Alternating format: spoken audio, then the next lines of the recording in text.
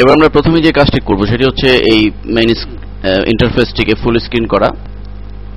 তো এইজন্য আমরা লেয়ার 1 এর প্রথম কি ফ্রেম সিলেক্ট করে ডান বাটন চেপে আমরা চলে যাব অ্যাকশনে এবং সেখান থেকে আমরা ফুল স্ক্রিন কমান্ড দিয়ে দিব।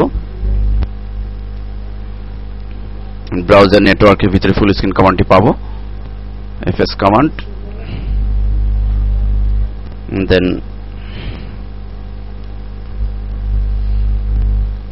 এখান থেকে ফুল স্ক্রিন।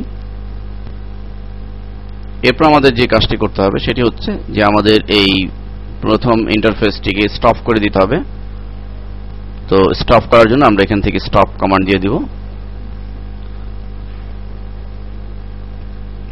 এরপর আমাদের প্রথম আমরা বর্ণমালা বাটনে ক্লিক করলে বর্ণমালা পেজে চলে যাবে, সেটি আমরা তৈরি করব। তো এই জন্য আমরা আরেকটি সিনে এই কাজটি করব। তো আরেকটি সিন আমরা ক্রিয়েট করব। এই জন্য আমরা ইনসার্টে ক্লিক অ্যান্ড দেন সিনে ক্লিক, ফলে আমরা আরেকটি সিন এখানে পেলাম এবং আমরা ইচ্ছে করলে এই সিনের নাম চেঞ্জ করে দিতে পারি মডিফাই মেনুর সিনে ক্লিক করার মাধ্যমে।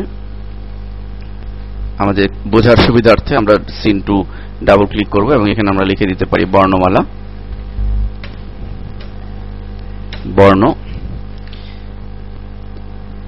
এরপর আমাদের যে কাজটি করতে হবে যে এখানে আমাদের ব্যাকগ্রাউন্ড যে ইমেজগুলো রয়েছে সেই ব্যাকগ্রাউন্ড ইমেজগুলো ইম্পোর্ট করতে হবে। এই জন্য আমরা ফাইল মেনুতে ক্লিক করে ইম্পোর্ট কমান্ডের সাহায্যে আমাদের যেখানে আমরা ব্যাকগ্রাউন্ড ইমেজগুলো করেছি, সাপোজ আমরা এখানে যেমন অথরিং ফোল্ডারে করেছি 1 2 3 4 ক খ গ এগুলো, তো আমরা 1 সিলেক্ট করে যদি ওপেন বাটনে ক্লিক করি তাহলে আমাদের যে বিষয়টি ঘটবে যে সিকোয়েন্স ডায়ালগ বক্সে সেখানে ইয়েস বাটনে ক্লিক করলে অটোমেটিক্যালি ফ্রেম বাই ফ্রেম আমাদের ইন্টারফেসগুলি বসে যাবে অটোমেটিক, এবং আমরা ফটোশপ থেকে এই ইন্টারফেসগুলি করে নিয়ে আসব।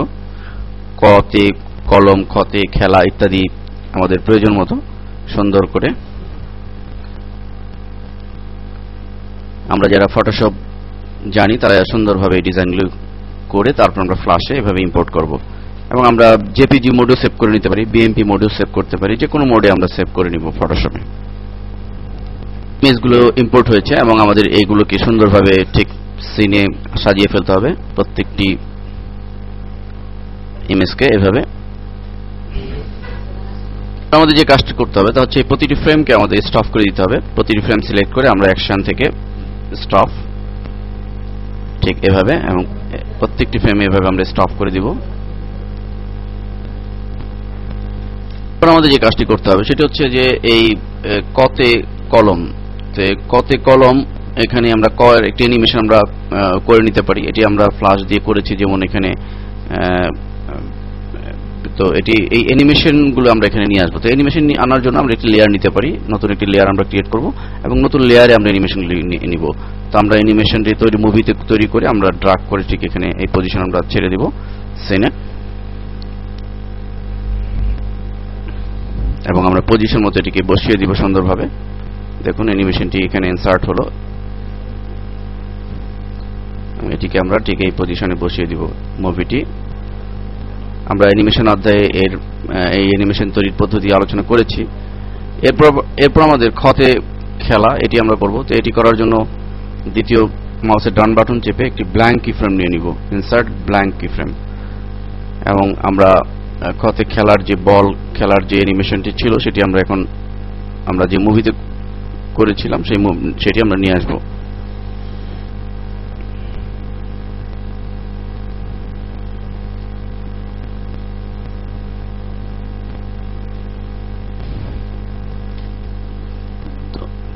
মুভিটিকে আমরা ড্রাগ করে নিয়ে আসব। এটি মূলত একটি অ্যানিমেটেড জিপ ফাইলকেই আমরা ইউজ করেছি। এটিকে সাইজ ছোট করে ফেলবো সুন্দরভাবে, পজিশন মতো ছোট করে আমরা আমাদের ঠিক এই পজিশনে আমরা বসিয়ে দিব। এরপর আমাদের যে এখানে আরেকটি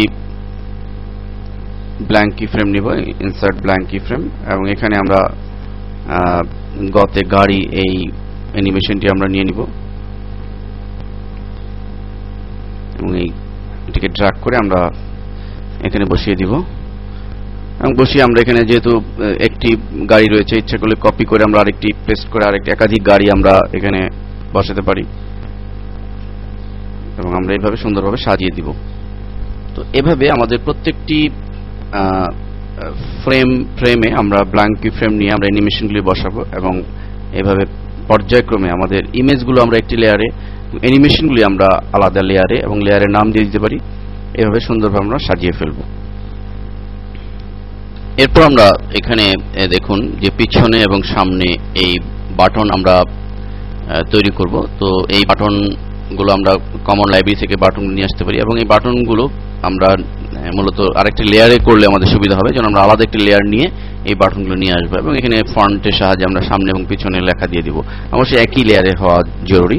এরপর আমাদের এখানে এই সামনে বাটনে ক্লিক করলে সামনের ফ্রেমে চলে যাবে, পিছনের বাটনে ক্লিক করলে পিছনের ফ্রেমে আসবে। এই অ্যাকশন দিতে হবে। এটি কিভাবে করতে হবে এটি আমরা এখন দেখব। এটি করার জন্য আমরা এই সামনের বাটনের প্রথমে ক্লিক করব। ক্লিক করে আমরা অ্যাকশনে চলে যাব এবং অ্যাকশন থেকে আমরা গো টু মুভি কন্ট্রোলের আন্ডারে যে গো টু রয়েছে সেই গো টুতে আমরা ক্লিক করব। প্রথমে মুভি কন্ট্রোলে ক্লিক করব, এবার গো টুতে ডাবল ক্লিক করব। তো গো টুতে ডাবল ক্লিক করার পরে এরপর আমরা এখানে গো টু অ্যান্ড স্টপ এটি দিয়ে দিতে পারি এবং আমরা এখান থেকে টাইপ বক্স হতে আমরা নেক্সট ফ্রেম নির্বাচন করে দিতে পারি। তো এই বাটনের কাজ শেষ এবং একই পদ্ধতিতে আমরা প্রিভিয়াস বাটন ক্লিক করে আমরা সেই গো টু কমান্ডের সাহায্যে অ্যাকশনের গিয়ে গো টু অ্যান্ড স্টপ